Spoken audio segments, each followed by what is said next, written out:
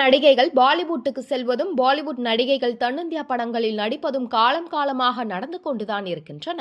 ஒரு சில நடிகைகளுக்கு அது சேஞ்ச் ஓவர் கை கொடுக்கும், ஒரு சில நடிகைகளுக்கு காலை வாரி விட்டுவிடும். நடிகை கீர்த்தி சுரேஷுக்கு அட்லி தயவால் அவரது தயாரிப்பில் வெளியான பேபிஜான் என்னும் ஹிந்தி திரைப்படம் நடிக்கும் வாய்ப்பு கிடைத்தது.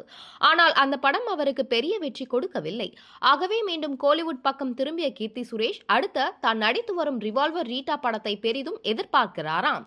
நடிகர் அக்ஷய் குமார் அலேகாக நடிகை சமந்தாவை பாலிவுட் நிகழ்ச்சியில் தூக்கிக் கொண்டு சுற்றியதை எல்லாம் பார்த்த ரசிகர்கள் தி ஃபேமிலி மேன் 2க்கு பிறகு சமந்தா பாலிவுட்டில் ஒரு கலக்கு கலக்குவார் என எதிர்பார்க்கப்பட்டது. ஆனால் திடீரென ஏற்பட்ட உடல்நலக் குறைவு காரணமாக பல பெரிய படங்களில் அவர் நடிப்பது மிஸ் ஆகிவிட்டது.